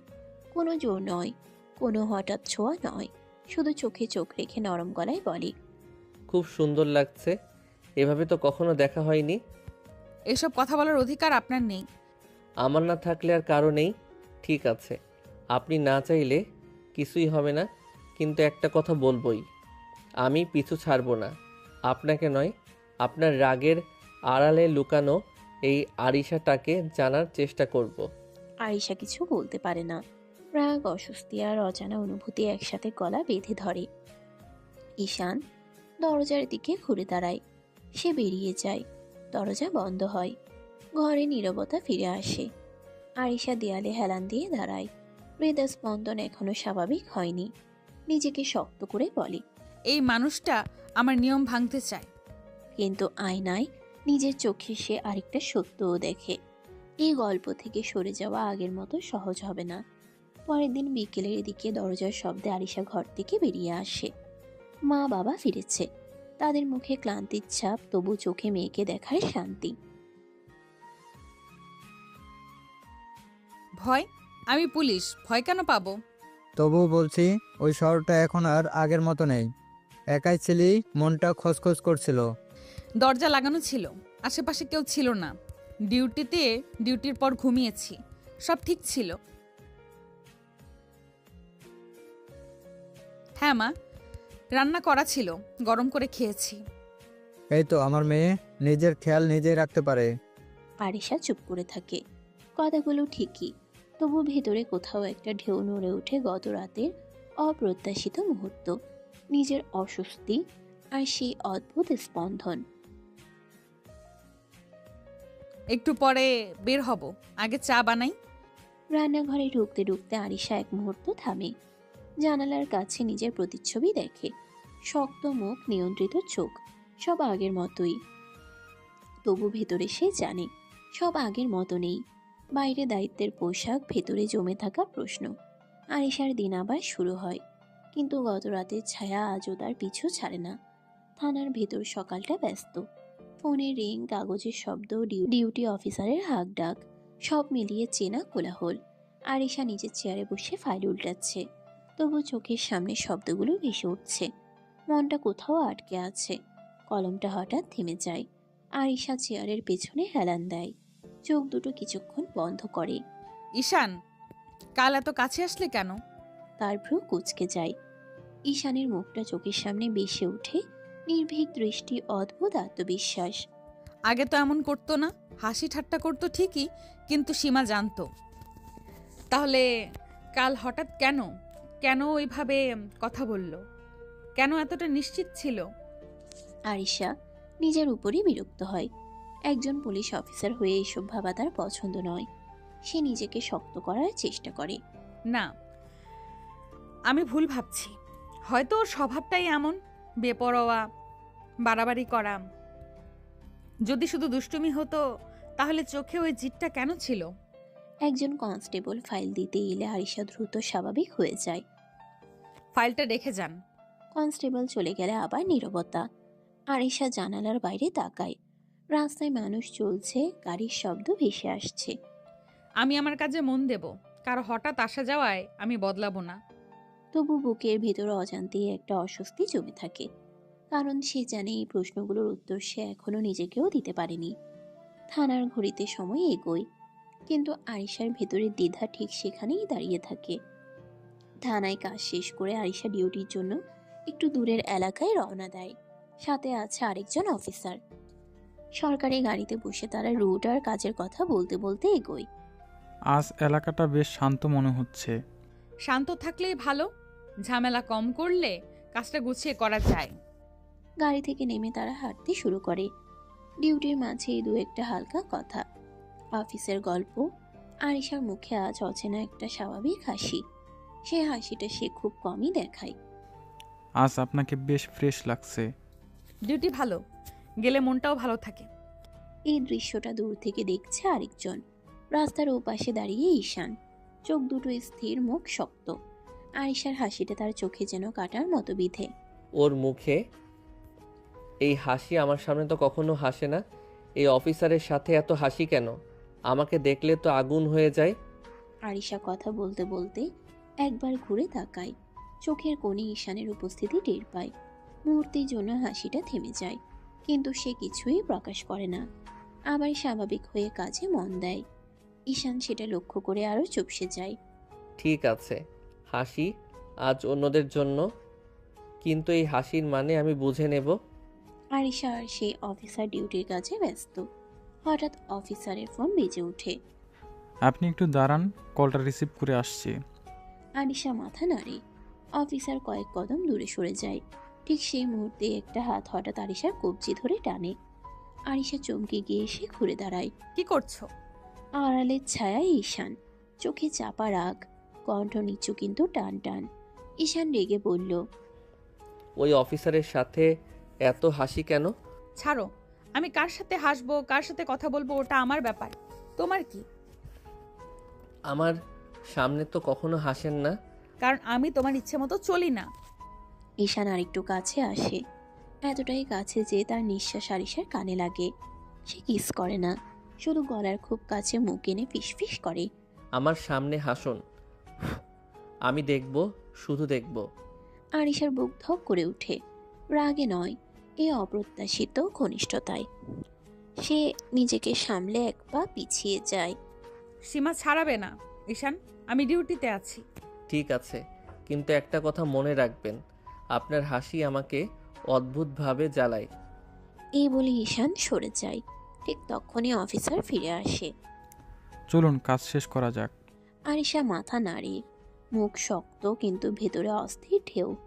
ডিউটি চলতে থাকে, কিন্তু আড়ালে সেই মুহূর্ত দুজনের মনেই গভীর দাগ কেটে যায়। রাত গভীর, ঘরের লাইটগুলো নিভে এসেছে, শুধু ড্রয়িং রুমে হালকা আলো জ্বলছে। আরিশা ডিউটি শেষে চুপচাপ বসে আছে, মুখে ক্লান্তি, চোখে একরাশ ভাবনা। হঠাৎ বাবা ধীরে এসে সামনে চেয়ারে বসেন। আর কতদিন এভাবে থাকবি আরিশা? এভাবে মানে?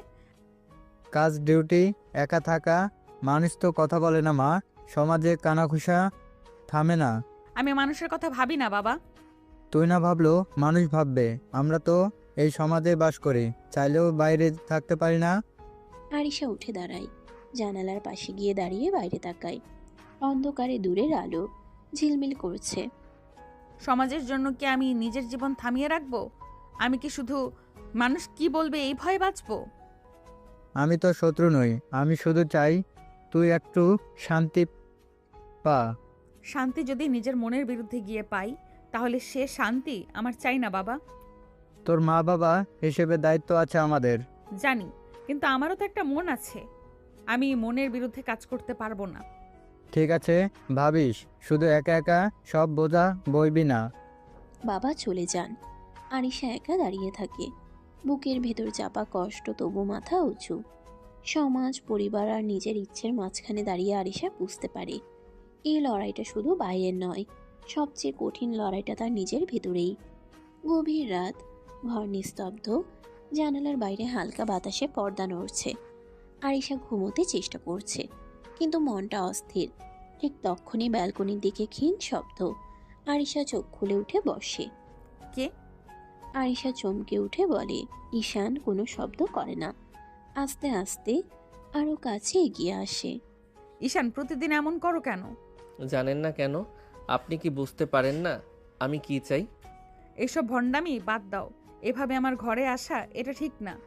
আমি ভণ্ড নই ম্যাডাম, আমি শুধু সৎ। দূরে থাকো। ঈশান তার খুব কাছে দাঁড়িয়ে আস্তে আস্তে গলায় মুখ ডুবিয়ে চুমু দিতে থাকে। আরিশা কেঁপে উঠল। ঈশান ফিসফিস করে বলল, আমি আপনাকে চাই ম্যাডাম। এই কথাটা বুঝতে এত কষ্ট কেন? প্লিজ ছাড়ো, এভাবে বলো না।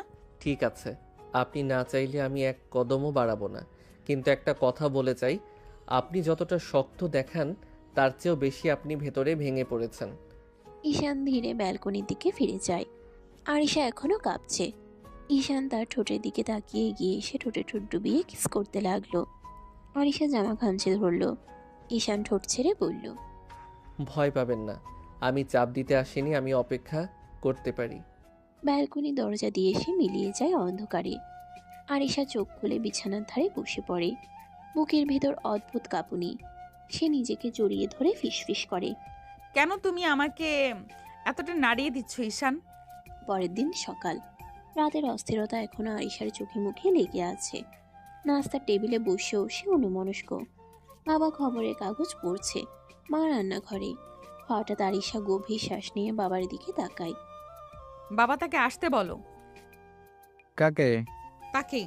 তুমি জানো কাকে বলছি। মানে সেদিন তো দেখছি সে, তখন কথা বলিস নাই? না বাবা, আমি সেদিন অন্যদিকে ঘুরে কথা বলছিলাম। আমি তাকে ঠিক করে দেখিনি। বাবা কিছুক্ষণ চুপ করে থাকেন। মেয়ের মুখের দিকে তাকিয়ে বুঝতে চেষ্টা করেন এই কথার ভেতরে কতটা দ্বিধা, কতটা সিদ্ধান্ত। হঠাৎ আজ তাকে দেখতে চাও কেন? জানি না, কিন্তু এবার নিজের চোখে দেখতে চাই। ঠিক আছে, আজই খবর পাঠাবো, আসতে বলবো। ধন্যবাদ বাবা। বাবা আবার খবরের কাগজে চোখ রাখেন, কিন্তু মনটা সেখানে নেই। আর আরিশা উঠে নিজের ঘরে চলে যায়। ঘরের দরজা বন্ধ করে আয়নার সামনে দাঁড়ায় সে। ইউনিফর্ম ঝোলানো, পাশে সাধারণ শাড়ি। নিজের চোখের দিকে তাকিয়ে ফিসফিস করে বলে, এবার আর পালাবো না, যা দেখার সামনে দাঁড়িয়ে দেখব। সকালটা ঘরের ভেতরেই অদ্ভুতভাবে উজ্জ্বল। রান্নাঘর থেকে ভাত, মাছ, মাংস সবকিছুর গন্ধ ভেসে আসছে। আরিশা জানে আজ সে ডিউটিতে যাচ্ছে না। মন অস্থির, চোখে অদ্ভুত আগ্রহ, আর কপালে হালকা চিন্তার রেখা। মা, এত রান্না কেন? মা, আমি শুধু দেখতে চাইছি, এত বেশি ভাবো কেন?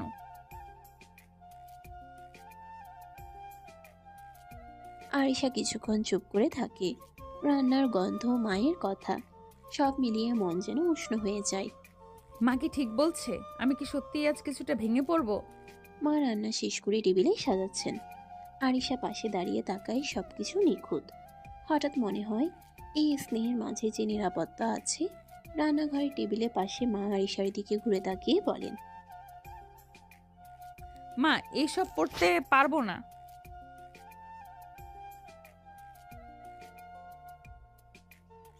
মা, আমি কি সংসার করব নাকি? কেন এত সাজগোজের তারা?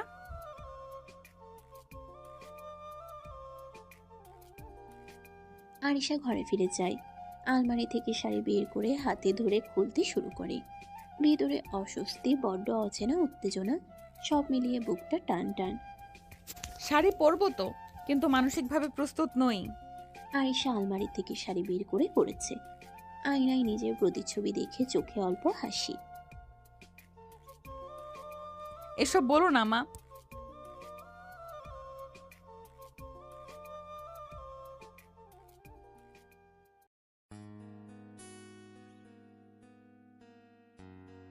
আরিশা দীর্ঘ শ্বাস ফেলে।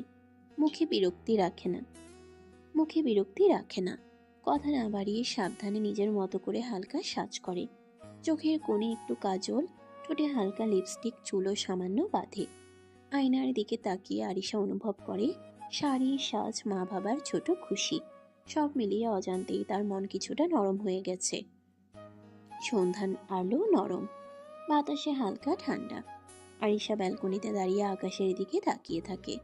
মনটা অস্থির, শরীরটা আজও রাতের ঘটনা মনে করে কাঁপছে। হঠাৎ ধীরে ধীরে ছায়ার ভেতর থেকে ঈশান এগিয়ে আসে। চোখে এক অদ্ভুত তৃষ্ণা। আরিশা এখনো ভাবতে পারেনি। ঈশান গিয়ে আর এক মুহূর্ত বিলম্ব না করে গলার কাছে মুখ ডুবিয়ে কিস করতে শুরু করে। তুমি এখন এখানে কিভাবে এলে? দরজা দিয়ে। কি বলো? বাড়ির সবাই দেখেনি তো? দেখেছে তো, কি হয়েছে? মাথা খারাপ হয়ে গেছে তোমার ঈশান? চলে যাও। ঈশান একটু সরে আরিশার ঠোঁটের কাছে আবার মুখ নিয়ে যায়। এবার কিসটা অন্যরকম। ঈশান ঠোঁট কামড়ে ধরে কিস করতে লাগলো। তারপর কিস শেষ করে বলল, অনেক সুন্দর লাগছে শাড়িতে। আরিশা চোখ বুঝে ফেলে। রাগ, লজ্জা, অস্থিরতা সব মিলিয়ে তার বুকটা টান টান। সে নিজেকে সামলে দাঁড়ায়, কিন্তু ভেতরে অদ্ভুত উত্তেজনা। ব্যালকনির হালকা আলোয় আরিশা চোখ চেপে ধরে দাঁড়িয়ে, বুক ধরফর করছে। চলে যাও ঈশান, সবাই দেখবে। সবাই দেখেছে তো, আমি কি লুকিয়ে এসেছি নাকি? কেউ কিছু বলেনি। আপনার মা তো রুম দেখিয়ে দিল। কি বলো? ছি ছি, সবাই কি ভাববে? কি ভাববে? ভাববে আমরা রোম্যান্স করছি। মান সম্মান শেষ আমার। আরিশা দৌড়ে চলে যেতে চায়, কিন্তু ঈশান দ্রুত এগিয়ে এসে কোমরে হাত রেখে থামায়। কেউ কিছু বলবে না, ভয় পাবেন না, আসুন তো। আরিশা কিছুক্ষণ থেমে থাকে, চোখ বন্ধ করে। ঈশান ধীরে ধীরে তার গলায় মুখ ডুবিয়ে আবার কিস করতে শুরু করে। আরিশার কণ্ঠ এবার নরম নয়, স্পষ্ট কাঁপুনি ধরা পড়ে। প্লিজ চলে যাও, একজন আসবে। কে আসবে আবার? তুমি যাও, এখন বলতে পারবো না। ঈশান ধীরে ধীরে কাছে আসে, হঠাৎ ঝুঁকে ঠোঁটে এক চুমু দিয়ে ফিসফিস করে বলে, না বললে যাব না। মাথা খারাপ নাকি? গুলি করে দেবো কিন্তু। করুন, বারণ করেছি নাকি?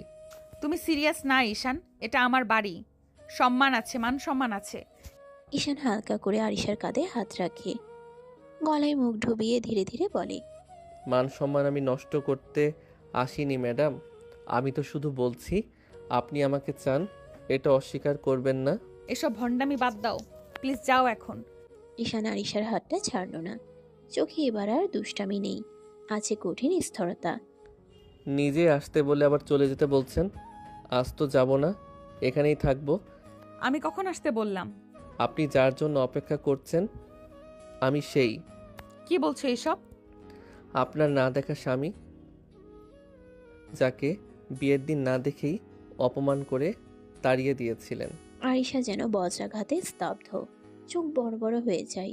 সে ভাবতেই পারেনি ছেলেটা ঈশান হতে পারে, কারণ আরিশা তো তাকে দেখেইনি। উল্টো ঘুরে রাগারাগি করে দাঁড়িয়ে দিয়েছিল। তুমি তুমি সে? হ্যাঁ। আরিশার পা কেঁপে ওঠে, দেয়ালে হাত রেখে নিজেকে সামলায়, নিজেকে শক্ত রাখতে চায় আরো। এটা অসম্ভব, বাবা তো বলেছিল অনেক জুনিয়র, তুমি তো এতটাও জুনিয়র না। সেই জন্যে কি আপনি অন্যদিকে মুখ ঘুরিয়ে বলেছিলেন আমি এই বিয়ে চাই না? আমি জানতাম না, আমি তোমাকে দেখিনি ঈশান। কিন্তু আমি আপনাকে দেখেছিলাম সেই দিন থেকেই। তাহলে এতদিন এসব কেন? কারণ আপনি এখনো আমার স্ত্রী, আর আমি এখনো আপনারই। আরিশা চোখ বন্ধ করে ফেলে, ভিতরে ভিতরে যেন পুরো পৃথিবী উল্টে যাচ্ছে। সে কি করবে এবার? ঈশান তো একবার সামনে চলে এলো। আরিশা গভীর শ্বাস নিয়ে নিজেকে শক্ত করে নেয়। আমার কাছে ক্যারিয়ার আগে, তাই আমি বিয়েটা মানিনি। আর তুমি পড়াশোনাতেও কেমন ভালো না এই কথাই শুনেছিলাম, সব মিলিয়েই আমি মানতে পারিনি। আমি এখন পড়াশোনা করি ম্যাডাম, পারবেন না? কথাটা বলেই সে মুখ ফিরিয়ে নেয়। ঠিক তখনই ঈশান এক পা এগিয়ে এসে আরিশার একদম কাছে চলে আসে। পারবেন না? আরিশা কিছু বলার আগে ঈশান ধীরে গলায় মুখ ডুবিয়ে নেয়, আস্তে আস্তে চুমু দিতে লাগলো। আরিশা কেঁপে উঠল। ঈশান বলে, মানতে হবে ম্যাডাম। তবু আমি জুনিয়র মানতে পারবো না, এসব করে আমাকে বাধ্য করতে পারবে না। আমি বাধ্য করছি না, আমি আর পারছি না।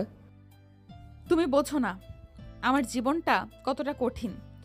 বুঝি, তাই তো এখনো চলে যাইনি। তুমি কেন এত জেদ করছো? কারণ আপনি আমার স্ত্রী, আর আমি হাল ছাড়ার মানুষ না। ঘরটা হঠাৎ খুব ছোট মনে হয়। দুজনের মাঝখানে জমে থাকা না বলা কথা বাতাস ভারী করে তোলে। ঈশান ধীরে ধীরে আরিশার আরো কাছে আসে। নিঃশ্বাসের উষ্ণতা ঠোঁট ছুতেই আরিশা অজান্তেই কেঁপে ওঠে। ঈশান আস্তে করে আরিশার ঠোঁটে কিস করতে থাকে। প্রথমটা খুব নরম, দ্বিতীয়টা একটু বেশি আবেগ জড়িয়ে পড়ে। আরিশার আঙ্গুলগুলো শাড়ি শক্ত করে চেপে ধরে। ঈশান ঈশান কিস থামিয়ে কপাল ছুঁয়ে রাখে, তারপর গলায় মুখ ডুবিয়ে চুমু দিতে দিতে নিচু স্বরে বলে, জানেন 1 বছর হয়ে গেছে আমাদের বিয়ের। 1 বছরও আমরা কখনো ঠিক করে একসাথে হতে পারিনি। আজ আমি আর পালাতে চাই না। এসব ঠিক না। আমি জোর করতে আসিনি আরিশা, আমি শুধু জানতে চাই আজ কি আপনি আমায় আপনার কাছে থাকতে দেবেন? কথাটা বলেই সে আবার খুব আলতো করে ঠোঁটে কিস করে। এবার আরিশা সরিয়ে নেয় না। নীরব ঘরটা হঠাৎ দুজনে নিঃশ্বাসে ভরে যায়। আরিশার চোখের পাতার কোণে জমে থাকা দ্বিধা আর টানাপোড়েন স্পষ্ট। তুমি আমাকে খুব জটিল অবস্থায় ফেলছো। কারণ আপনাকে ছাড়া আমি আর থাকতে পারছি না। ঘরের আলো নরম লাগে। আরিশার ভেতরের দেয়ালগুলো ধীরে ধীরে কাঁপতে শুরু করে। ঈশান আবার ধীরে আরিশার ঠোঁটে কিস করতে শুরু করে। ঘরের ভেতর নিঃশ্বাসের শব্দ ভারী হয়ে আসে। আরিশার চোখ বন্ধ, মাথার ভেতর সব এলোমেলো। ঠিক তখনই ঠক ঠক ঠক, দরজায় হালকা নখ। দুজনেই চমকে আলাদা হয়ে যায়। দরজার ওপাশ থেকে মায়ের কণ্ঠ,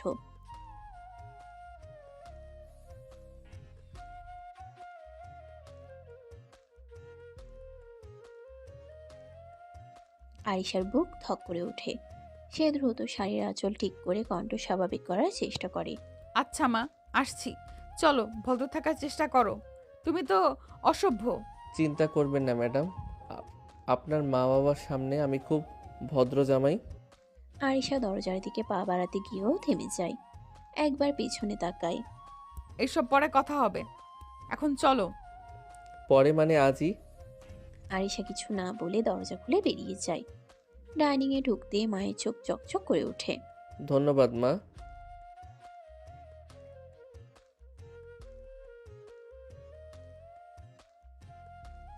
আরিশা চুপ করে প্লেটে ভাত নেয়। মাথা নিচু, মুখে কোনো কথা নেই। ঈশান মাঝে মধ্যে তাকায়। সে চোখে একরাশ নিশ্চয়তা, আরিশার চোখে দ্বিধা। মা হাসি মুখে বলে। আরিশার হাত কাঁপে। সে বুঝে যায় এই রাত শুধু খাওয়ার নয়, এই রাত অনেক অমীমাংসিত কথারও। ঈশান টেবিলের নিচে খুব আলতো করে তার আঙ্গুল ছুঁয়ে দেয়। কেউ টের পায় না। আরিশা তাকায় না, কিন্তু হাত সরায়ও না। ঘরের ভিতরে অদ্ভুত এক নীরবতা নামে, যার ভিতরে লুকিয়ে আছে ঘরের ভিতরে অদ্ভুত এক নীরবতা নামে, যার ভিতরে লুকিয়ে আছে শুরু আর শেষের মাঝামাঝি এক গভীর টান। ডাইনিং টেবিলের পাশে হালকা শব্দ করে চেয়ার টানার আওয়াজ ভেসে আসে। আরিশার বাবা ধীরে ধীরে এসে দাঁড়ান। কি ব্যাপার, কেমন আছো ঈশান? ভালো আছি আঙ্কেল, আপনি কেমন আছেন? এই তো, বয়সের ভার। তোমার পরিবারের সবাই কেমন আছে? সবাই ভালো আছে আঙ্কেল। বাবা আপনার কথা জিজ্ঞেস করছিলেন। ভালোই। খাও বাবা, খাবার ঠান্ডা হয়ে যাবে, পরে বসে গল্প করব। আচ্ছা আঙ্কেল। আরিশা চুপচাপ বসে থাকে। চামচে ভাত নেড়ে চেড়ে খাচ্ছে, কিন্তু মনটা অন্যখানে। মা খুশি গলায় বলে।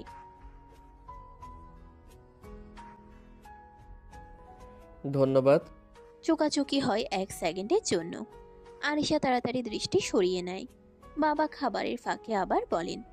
অনেকদিন পর ঘরটা আবার ভরা লাগছে। ঈশান সম্মতি সুরে বলে। আমারও তাই মনে হচ্ছে আঙ্কেল। টেবিল জুড়ে স্বাভাবিক কথাবার্তা চলতে থাকে, কিন্তু আরিশা জানে এই স্বাভাবিকতা নিচে জমে আছে বহু না বলা প্রশ্ন। খাবার শেষে ঈশান গ্লাসটা নামিয়ে ধীরে উঠে দাঁড়ায়। কণ্ঠটা ভদ্র, কিন্তু ভেতরে অদ্ভুত টান। তাহলে আমি চলে যাই আজ? আজ না বাবা, তুমি জামাই মানুষ, আজ তো যেতে পারবে না। আঙ্কেল, এমনিতেই হঠাৎ আসা। এসব কথা চলবে না। জামাই শ্বশুরবাড়ির এলে নিয়ম আছে। আটকে রাখছো কেন বাবা? কারণ জামাই শ্বশুরবাড়ি থেকে রাতে যায় না। কথাটা শেষ হতেই ঘরে এক মুহূর্ত নীরবতা নেমে আসে। মায়ের মুখে চাপা হাসি। ঈশান অবাক, তারপর ধীরে হাসে। আরিশার গা লাল হয়ে ওঠে, চোখ নামিয়ে নেয়, আর একটাও কথা না বলে দ্রুত রুমের দিকে চলে যায়। পেছন থেকে মায়ের গলা। লজ্জা পেয়েছে মনে হয়। থাক, যাক, তুমি বসো বাবা, আজ এখানেই থাকবে। আচ্ছা আঙ্কেল। অন্যদিকে রুমে ঢুকে দরজা চাপিয়ে দেয় আরিশা। বুক ধরফর করছে, নিজের সাথে বিড়বিড় করে। এখন কি করে দূরে থাকবো? ঈশান ধীরে এসে রুমের দরজাটা বন্ধ করে দেয়। ক্লিক শব্দটা কানে যেতেই আরিশার বুক কেঁপে ওঠে। কাছে আসবে না ঈশান। ঈশান এক পা এগিয়ে আসে, চোখে ক্লান্তি, কিন্তু তার চেয়েও বেশি জমে থাকা আকাঙ্ক্ষা। এতদিন পরে বউকে কাছে পেয়েছি, আদর না করে ছেড়ে দেবো, এটা কি সম্ভব? এসব বন্ধ করো, এখন না। ঈশান কিছু না বলে ধীরে ঝুঁকে আসে, ঠোঁটে ঠোঁট ডুবিয়ে কিস করতে লাগলো। আরিশার নিঃশ্বাস এলোমেলো হয়ে যায়। ঈশান, শুধু অনুভব করতে দিন, আর কিছু চাইছি না। সে আলতো করে আরিশাকে তুলে নেয়। কোনো তাড়া নেই, কোনো জোর নেই, শুধু বহুদিন জমে থাকা অধিকার আর টান। বিছানায় নামিয়ে দিয়ে ঈশান থেমে যায়, চোখে চোখ রেখে বলে। ভয় পাচ্ছেন? জানি না, সবকিছু হঠাৎ খুব বেশি হয়ে যাচ্ছে। আমরা ধীরে চলবো, কিন্তু আজ আপনি আমাকে দূরে ঠেলবেন না। ঈশানকে দু হাতে ঠেকিয়ে আরিশা শ্বাস টেনে নেয়। ঈশান আবার কাছে টেনে নেয় আরিশাকে। প্লিজ ঈশান, জোর করবে না, আমার সময় লাগবে। 1 বছর দূরে থেকেও কিসের সময় লাগবে আপনার? সব অনুভূতি একসাথে আসে না। ঈশান গলার স্বরটা নরম করার চেষ্টা করে, কিন্তু ভেতরের অস্থিরতা চাপা থাকে না। আমি আর সময় দিতে পারবো না আরিশা। কথাটা বলেই সে ধীরে ঝুঁকে আসে। আরিশা কিছু বলার আগেই ঠোঁটে আলতো ছোঁয়া। আরিশার নিঃশ্বাস কেঁপে ওঠে। ঠিক তখনই ট্রিং ট্রিং, রুমের নীরবতা ছিঁড়ে ফোন বেজে ওঠে। আরিশা চমকে উঠে ঈশানকে ঠেলে দূরে সরায়। চোখে ফিরে আসে কর্তব্যের কঠোরতা। ফোন স্ক্রিনে ভেসে ওঠে থানা। হ্যালো। ম্যাডাম, নতুন কেস এসেছে, এখনই দরকার। ঠিক আছে, আমি আসছি। কল কেটে যায়। ঘরের বাতাস হঠাৎ বদলে যায়। আরিশা ঈশানের দিকে তাকায়। দেখছো, আমার জীবনটা এমনই। তাই তো বলি আমি আপনাকে ভাগ করে নিতে শিখছি। আজ কথা এখানেই থাক। এই কেসটা শেষ হোক, তারপর আর পালানোর সুযোগ দেব না। আরিশা কিছু বলে না, শুধু দরজার দিকে এগিয়ে যায়। রাত আবার দায়িত্বের নামে দুজনকে আলাদা করে দেয়, কিন্তু অসমাপ্ত টানটা আরো গভীর হয়ে থাকে। আরিশা দ্রুত শালটা কাঁধে তুলে নিতে যায়। ঠিক তখনই ঈশান দৃঢ় গলায় বলে ওঠে, আমিও যাব সাথে। এটা আমার ডিউটি ঈশান। এত রাতে আপনাকে একা ছাড়বো না। আমি সব সময় একাই যাই, আজ নতুন কিছু না। আপনি যান একা ঠিকই, কিন্তু আমি কখনো একা যেতে দেইনি। এসব কি বলছো? সব সময় আপনাকে দেখে রাখি আমি, আপনি নিজেও জানেন না। আরিশা এক মুহূর্ত নিঃশব্দ। বুকের ভিতর অদ্ভুত একটা শীতল স্রোত বয়ে যায়। তুমি আমাকে ফলো করো? ফলো না, খেয়াল রাখি। আরিশা কিছু বলতে গিয়েও থেমে যায়। এই প্রথম ঈশানের চোখে সে শুধু দুষ্টুমি নয়, দেখে দায়িত্ব, ভয় আর ভালোবাসার অদ্ভুত মিশেল। এটা ঠিক না। ঠিক ভুল জানি না, শুধু জানি আপনাকে নিয়ে আমি অযত্ন করতে পারি না। বাইরে পুলিশের গাড়ির সাইরেনের ক্ষীণ শব্দ ভেসে আসে। সময় ফুরিয়ে আসছে। আরিশা একবার গভীরভাবে তাকায় ঈশানের দিকে। ঠিক আছে, কিন্তু সীমা বুঝে চলবে। সীমা তো আপনি ঠিক করে দেবেন ম্যাডাম। দুজন পাশাপাশি দরজার দিকে এগিয়ে যায়, একজন দায়িত্বের টানে, আরেকজন অদৃশ্য পাহারাদারের মতো। আরিশা ধীরে ধীরে নিচের সিঁড়ি নামতে থাকে। ঈশান তার পাশে ধীরে ধীরে এগিয়ে আসে। বাইরে দাঁড়িয়ে থাকা অফিসার চোখ বড় করে তাকিয়ে বলে, আপনার সাথে কে? আমার হাজবেন্ড। আপনি বিবাহিত? এসব ব্যক্তিগত আলাপ করতে নেই, চলুন কেসের দিকে যাই। ঈশান চুপচাপ তার পাশে দাঁড়িয়ে আছে। দূরের হালকা আলো তাদের ভ্রাতৃত্বপূর্ণ পেশাদারিত্ব আর ব্যক্তিগত টানাপোড়েন একসাথে ফুটিয়ে তোলে। আরিশা ও ঈশান অফিসের গাড়িতে বসে কেস হ্যান্ডেল করতে এগিয়ে চলে। রাতের হালকা বাতাস মুখে লাগে, কিন্তু দুজনের মনে মনে টান আর দায়িত্বের ছাপ একসাথে থাকে। আজকের কেসটা একটু জটিল, সবার সতর্ক থাকতে হবে। চিন্তা করবেন না ম্যাডাম, আমি আপনার পাশে আছি। আরিশা চুপচাপ তাকিয়ে থাকে। ঈশানের উপস্থিতি তার মনকে কিছুটা নিশ্চিন্ত করে। কেসের স্থানে পৌঁছে তারা সকলে সতর্কভাবে কাজ শুরু করে। দৃশ্যটা জটিল, রিপোর্টার প্রমাণের খোঁজ, অফিসারের নির্দেশনা মেনে চলা, সব মিলিয়ে একটা কঠিন রাত। কাজের মধ্যে মাঝে মাঝে ঈশান আর আরিশার চোখ মিলতে থাকে। একটু অবসর হলেও দুজনের মধ্যে অদ্ভুত টান স্পষ্ট। কেস শেষ, সব ঠিকঠাক হয়েছে। হ্যাঁ, ঝামেলা শেষ হলো। গাড়ি বাড়িয়ে দোরগোড়ায় পৌঁছালে দুজন চুপচাপ বসে থাকে। তারপর নেমে দুজনেই ঘরে চলে যায়। ঈশান রুমের দরজা ধীরে বন্ধ করে দেয়। আরিশা সোফায় বসে ক্লান্ত চোখে তাকিয়ে থাকে। প্লিজ ঈশান, আমি ক্লান্ত, কাছে আসবে না। ঈশান তার পাশে এসে দাঁড়িয়ে, চোখের নরম আলোর মতো উষ্ণতা। ঈশান আলতো স্পর্শ করে গলায় মুখ ডুবিয়ে বলে, সব ক্লান্তি দূর করে দেব সোনা, একটু আদর করতে দাও। আরিশা কিছু বলার আগে ঈশান আবার ঠোঁটে ঠোঁট ডুবিয়ে কিস করতে লাগলো।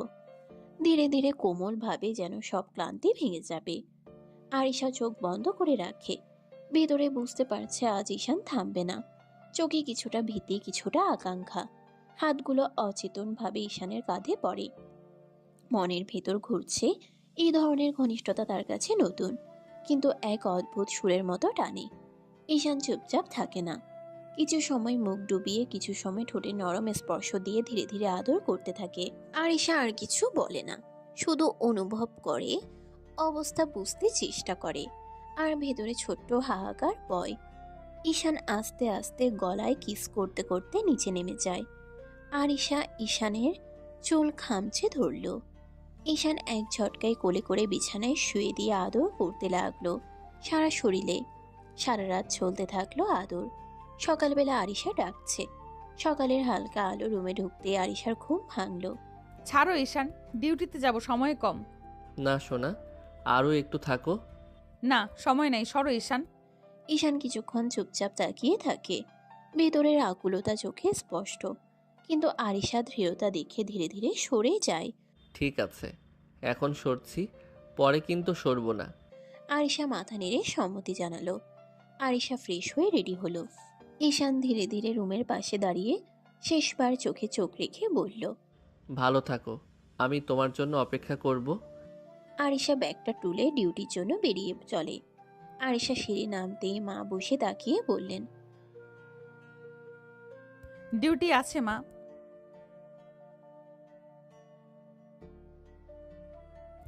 কাজ আছে মা, ডিউটি করতে হবে।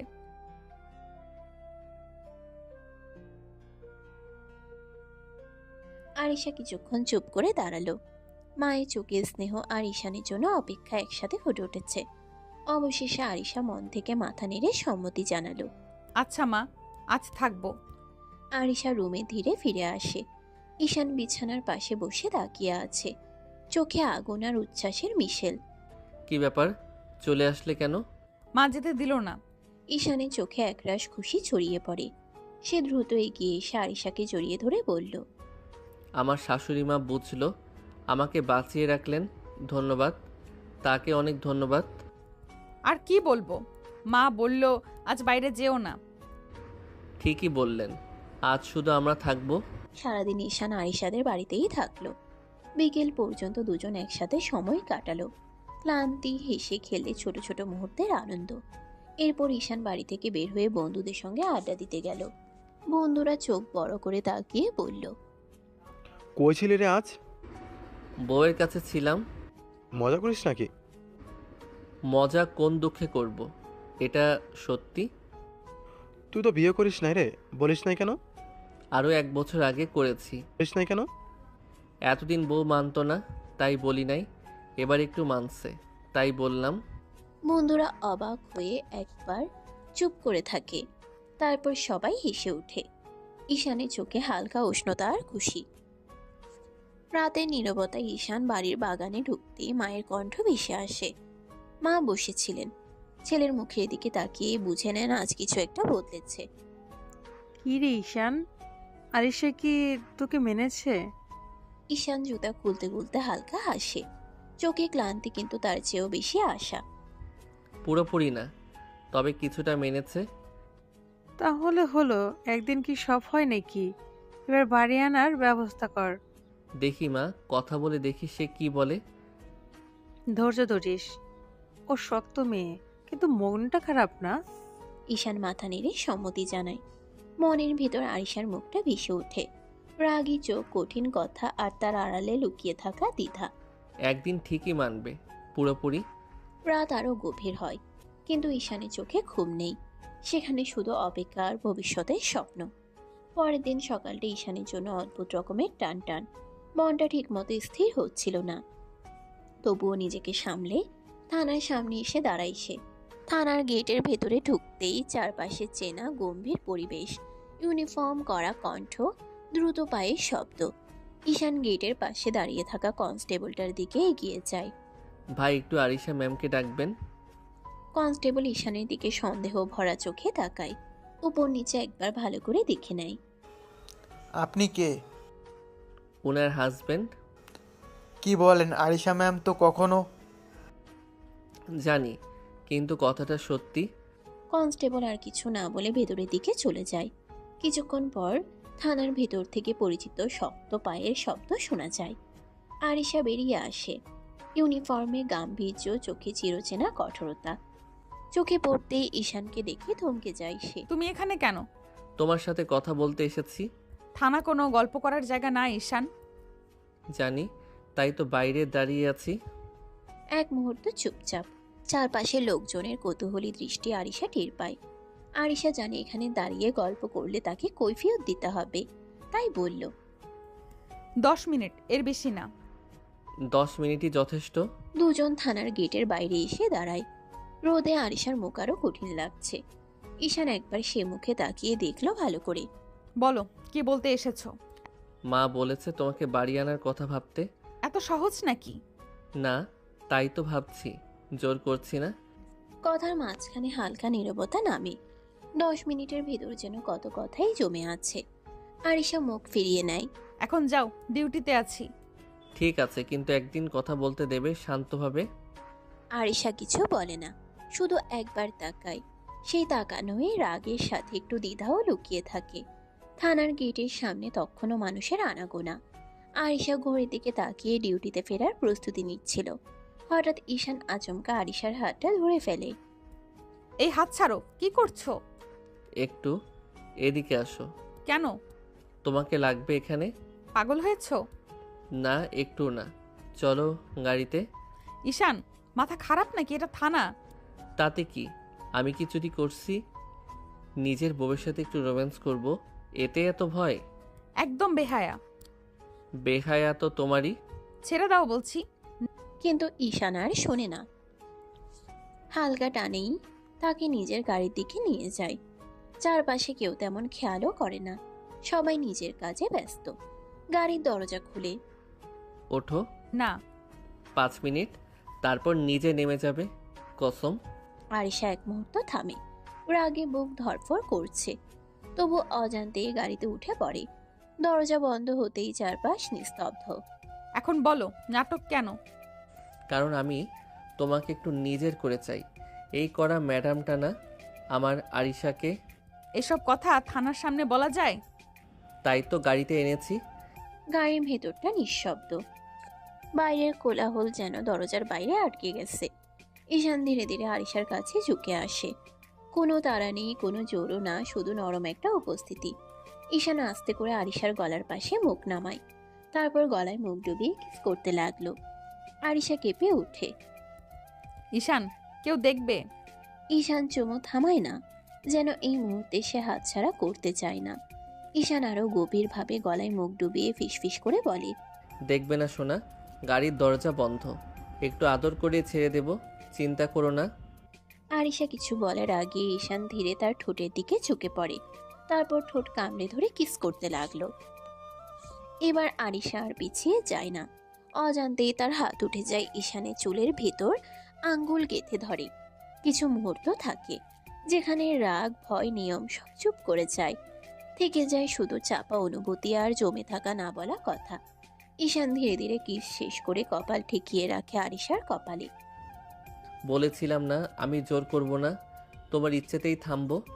আরিশা চোখ নামিয়ে নেয়, কিছু বলে না, কিন্তু তার হাতটা এখনো ঈশানের চুলে আটকানো। গাড়ির ভেতর নিঃশ্বাসের শব্দটা কিছুটা ভারী হয়ে ওঠে।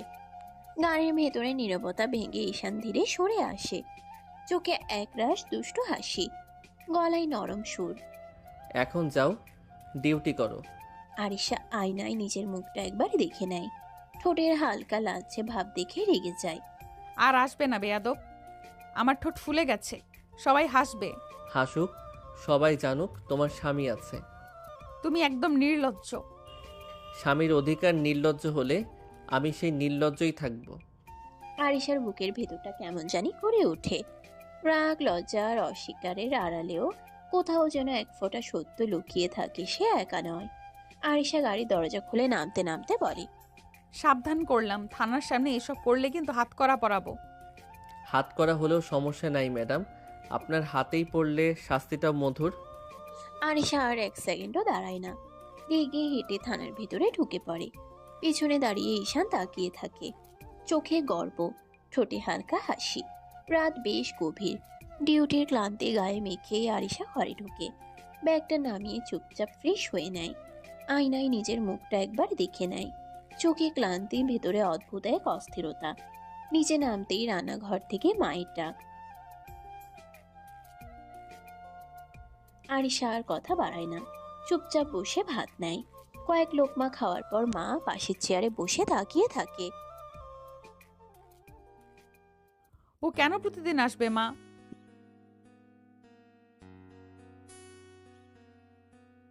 মা প্লিজ এই বিষয়টা এইভাবে বলো না।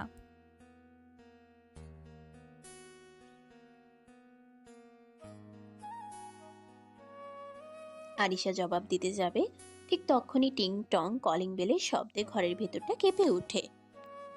মা উঠে দাঁড়ায়। মা দরজার দিকে এগিয়ে যায়। গেট খুলতেই সামনের আলোয় একটা পরিচিত মুখ। আসসালামু আলাইকুম মা।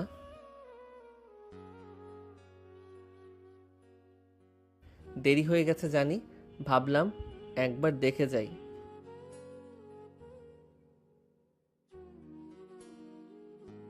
ভেতর থেকে সব শুনে আরিশা উঠে দাঁড়ায়। ডাইনিং টেবিলের পাশে দাঁড়িয়ে দরজার দিকে তাকিয়ে থাকে। ঈশান ঘরে ঢুকতেই দুজনেই চোখাচোখি হয়। এক মুহূর্তে নীরবতা। মা খেয়াল করে দুজনের দিকে তাকায়।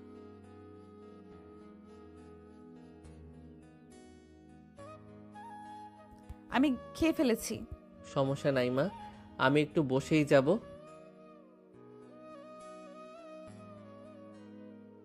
মা চলে যেতে আবার সেই নীরবতা। ঈশান ধীরে এগিয়ে এসে চেয়ার টানে। কেমন ছিল ডিউটি? যেমন থাকে। ঠোঁট ঠিক আছে তো? একদম কথা বাড়াবে না। ঘরের ভেতর বাতাসটা হঠাৎই ভারী হয়ে আসে। আরিশা হাত গুটিয়ে দাঁড়িয়ে থাকে, চোখে বিরক্তি আর ঠোঁটে জমে থাকা অভিযোগ। কেন এসেছো আবার? ঈশান ধীরে হেসে তাকায়। সে হাসিতে দুষ্টুমি আছে, আবার অধিকারও। তার থেকে বেশি আছে আরিশাকে জ্বালানোর ইচ্ছে। স্বামী বউয়ের কাছে কেন আসে সেই জন্য এসেছি। তোমার সাহস দিন দিন বেড়েই যাচ্ছে ঈশান। পুলিশ ম্যামের বর যদি সাহস না রাখে তাহলে লোকে কি বলবে বলো? আরিশা কিছু বলতে যাবে, ঠিক তখনই মা হাতে খাবারের ট্রে নিয়ে ঘরে ঢুকে পড়ে।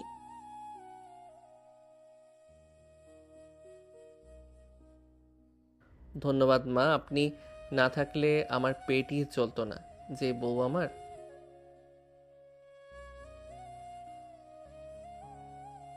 মা তুমি যাও তো। মা বুঝে যায় আর কিছু বলে না, চুপচাপ বেরিয়ে যায়। ঈশান বসে বসে হেঁটে থাকে। আরিশা জানালার পাশে দাঁড়িয়ে বাইরে তাকিয়ে থাকে, কিন্তু কানটা ঠিকই ওর দিকেই। খাওয়া শেষ করে ঈশান হাত ধুয়ে উঠে দাঁড়ায়। আমি একটু রুমে যাই। কে বলেছে আমার রুমে যেতে? এই বাড়িতে আমার বউয়ের একটা রুম আছে, আমি সেখানেই যাব। আরিশা কিছু বলার আগে ঈশান হেঁটে তার রুমের দিকে চলে যায়। কিছুক্ষণ পর আরিশাও রুমে ঢুকে। দরজা বন্ধ হতেই ঈশান পেছন ফিরে তাকায়। রাগ করলে তোমাকে আরো সুন্দর লাগে জানো। একদম বাজে কথা বলবে না। আমি শুধু সত্যি বলি আরিশা, তুমি যতই শক্ত হও দেখতে কিন্তু মাশাআল্লাহ। ঘরের ভেতর নরম আলো, জানালার পর্দা একটু নড়ে উঠছে। ঈশান বিছানার পাশে দাঁড়িয়ে, চোখে সেই চেনা দুষ্টু আত্মবিশ্বাস। শাড়ি পরে আসো। তোমার কথা মতো চলতে পারবো না, আমি যা ইচ্ছে তাই করব। ঈশান হালকা হেসে আলমারির দিকে এগিয়ে যায়। দরজা খুলে একটার পর একটা শাড়ি সরিয়ে শেষমেশ একটা হালকা রঙের শাড়ি বের করে। তাহলে আমি পরিয়ে দেই। কি বেয়াদবি করছো তুমি? একটু পরেই তো সব দেখবো। এত লজ্জা কিসের ম্যাডাম? আরিশার রাগে গাল লাল হয়ে যায়। সে ঝট করে শাড়িটা ঈশানের হাত থেকে কেড়ে নেয়। একদম বাড়াবাড়ি করো না। এই বলে সে দ্রুত বাথরুমের দিকে চলে যায়। দরজা বন্ধ হতেই ভেতর থেকে লক দেওয়ার শব্দ। ঈশান বাইরে দাঁড়িয়ে হেসে ফেলে। তাড়াতাড়ি আসবেন কিন্তু, শাড়িতে আপনাকে দেখার খুব ইচ্ছে। বাথরুমের ভেতর আরিশা আয়নার সামনে দাঁড়িয়ে গভীর নিঃশ্বাস নেয়। হাত কাঁপছে রাগে না অস্বস্তিতে, সে নিজেই বুঝতে পারে না। কিছুক্ষণ পর দরজা খুলে যায়। আরিশা ধীরে বের হয়, শাড়িটা পরা, চুল আলগা করে বাঁধা। ঈশান এক মুহূর্ত থেমে যায়, চোখ সরাতে পারে না। দেখো আমি তো বলেছিলাম শাড়িতে তোমাকে আলাদা লাগে। তাকিয়ে থাকো না। আমার কাছে এটা অনেক বড় ব্যাপার, কারণ তুমি আমার বউ। আরিশা কিছু বলে না, শুধু জানালার দিকে তাকিয়ে থাকে। বুকের ভেতর অদ্ভুত একটা টান। ঘরের আলোটা নরম হয়ে আসে, বাইরের রাত গাঢ়। ঈশান ধীরে আরিশার কাছে এগিয়ে আসে। ঈশান কানের কাছে মুখ এনে খুব নিচু গলায় বলে, আজ তোমাকে অনেক আদর করব সোনা, তুমি পাগল হয়ে যাবে। আরিশা কিছু বলার আগে ঈশান ঠোঁটে ঠোঁট ডুবিয়ে দিল আরিশা কিছু বলার আগে ঈশান ঠোঁট ডুবিয়ে দিল আরিশার ঠোঁটে। কিস করতে লাগলো পাগলের মতো। আরিশার শরীর কেঁপে ওঠে, তবু সে সরিয়ে নেয় না নিজেকে। ঈশান তাকে খুব সাবধানে কোলে তুলে বিছানায় শুয়ে দেয়। ঈশান চুপ, আজ কিছু বলার দরকার নেই, আজ শুধু চুপ থাকো। আরিশা আর কিছু বলে না। সে জানে এই মানুষটা তার স্বামী, এই স্পর্শে দখল আছে, কিন্তু অচেনা কিছু নেই। ঈশান তার হাত দুটো নিজের হাতের ভেতর নেয়। 1 বছর ধরে কত কিছু জমেছিল জানো? রাগ, অভিমান, ইচ্ছে, সব। আমি সহজ মানুষ না, তুমি জানো। জানি, তাই তো ছাড়িনি। ভালোবেসে আগলে রাখবো। ঘরের ভেতর শব্দ কমে আসে, কথা থেমে যায়, শুধু নিঃশ্বাস আর উপস্থিতির উষ্ণতা। ঈশান আস্তে আস্তে পুরোটা নিজের আয়ত্তে নিয়ে নিল। আরিশা ও ঈশানের আদর ভালোবাসা উপভোগ করতে লাগলো। 2 মাস কেটে গেছে। এই 2 মাসে আরিশার ভেতরের কঠিন দেয়ালটা ধীরে ধীরে নরম হয়েছে। রাগে পুলিশ ম্যাডামের চোখে এখন আর ঈশানের জন্য শুধু বিরক্তি নেই, আছে বিশ্বাস, অভ্যাস আর নিঃশব্দ ভালোবাসা। আজ নতুন করে অনুষ্ঠান হয়েছে, সব নিয়ম মেনে সবার সামনে আবার বিয়ে হয়েছে তাদের। ঈশানদের বাড়ির বাসর ঘরটা নরম আলোয় ভরা, ফুলের গন্ধে নতুন শুরু করার উত্তেজনায় ঘরটা যেন আরো উষ্ণ। আরিশা বিছানার পাশে বসে আছে, শাড়ির আঁচল ঠিক করতে করতেই একবার আয়নায় তাকায়। নিজেকে চিনতে কষ্ট হয়, এই মেয়েটা কি সত্যি সেই রাগী আরিশা? দরজা খুলে ঈশান ঢোকে, চোখে হাসি, মুখে সেই চেনা দুষ্টুমি।